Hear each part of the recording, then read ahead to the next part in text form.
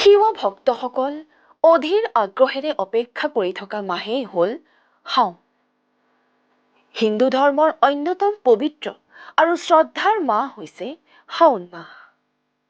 এই সমগ্ৰ মাহৰ একমাত্ৰ উদ্দেশ্য হৈছে ভগৱান শিৱক পূজা কৰা। এই মাহটোৱে ভগৱান শিৱৰ ভক্তসকলৰ বাবে গভীৰ আধ্যাত্মিক তাৎপৰ্য বহন কৰে। বিশ্বাস অনুসৰি এই গোটেই মাহটোত নীতি নিয়মৰ মাজেৰে থাকি ভগৱান শিৱক পূজা অৰ্চনা কৰিলে ভক্তৰ সকলো মনোকামনা পূৰণ হয়।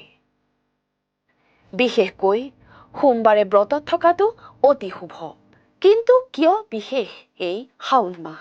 শাওণ মাহক ভগৱান শিৱৰ অতি প্ৰিয় বুলি গণ্য কৰা হয়।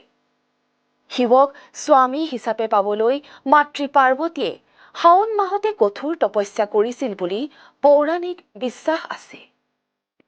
এই তপস্যাত সন্তুষ্ট হৈ শিৱই তেওঁক পত্নী হিচাপে গ্ৰহণ কৰিছিল। এই কাৰণেই বিবাহৰ কামনাৰ বাবে শাওণ মাহ শ্ৰেষ্ঠ বুলি গণ্য কৰা হয়।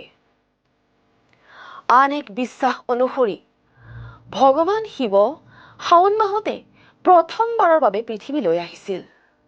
সেয়েহে এই মাহটোত তেওঁক জলাভিষেক কৰি আদৰণি জনোৱা হয়।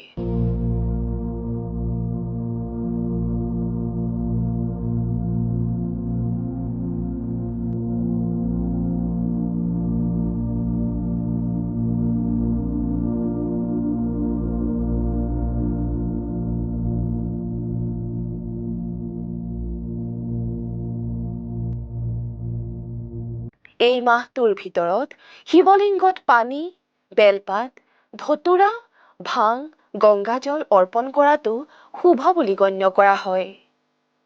এই প্ৰতিকাৰে জীৱনত শান্তি, পবিত্ৰতা আৰু শিৱৰ কৃপা পোৱা যায় বুলি বিশ্বাস কৰা হয়। শাওণৰ প্ৰথম সোমবাৰে শিৱলিংগত এইসমূহ অৰ্পণ কৰিলে ভগৱান শিৱ সন্তুষ্ট হয়। ইয়াৰ ফলত শৰীৰৰ ৰোগ নিৰাময় হয় আৰু মানসিক শান্তি লাভ কৰে। বিশ্বাস অনুসৰি মহাদেৱৰ ভক্তসকলে এই মাহটোত উপবাসে থাকিলে সকলো মনৰ ইচ্ছা পূৰণ হয়।